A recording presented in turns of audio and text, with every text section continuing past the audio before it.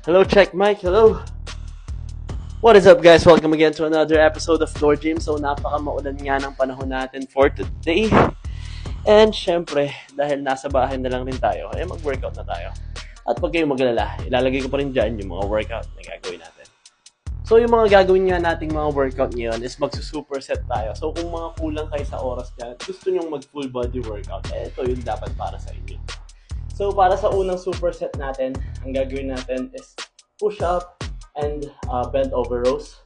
So, kaya siya superset din, guys. After ng isang set, isusunod kagad natin yung isang set natin. Pero different muscle group naman. So, usually, ang ginagawa ko dito is magkaibang muscle group or push and pull para hindi pagod yung muscle natin. Kasi pag dalawang push ang magkasunod natin, hindi natin mabibigay yung 100% ng muscle natin. So, masasayang yung set natin. So, ang gagawin natin ngayon is gagawa tayo ng magkaibang muscle group, which is push-up para sa push and magba-barbell rows naman tayo para sa pull.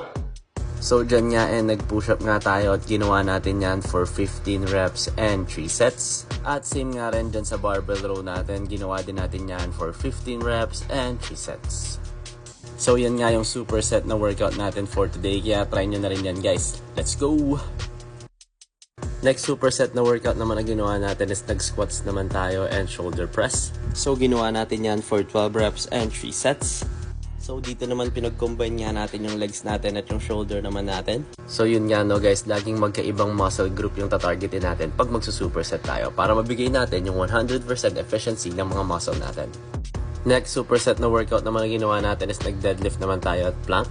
So, dyan nga sa deadlift, ginawa natin yan for 10 reps and 3 sets.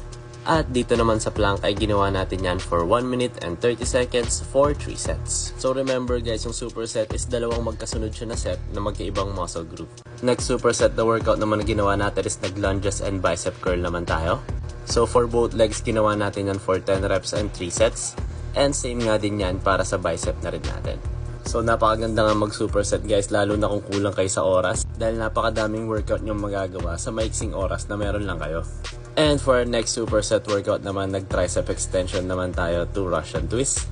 So dito nga sa tricep extension, ginawa natin yan for 10 reps and 3 sets. At sa Russian twist naman, ginawa natin yan for 25 reps and 3 sets. And yun na nga yung mga workout natin for our superset day. At syempre, kung kailangan nyo pa rin ng mga gym equipments para sa mga home gym nyo, check nyo lang yung TikTok shop ko. Or kung mga workout naman, check nyo lang yung bio ko. Follow for more. Bye-bye!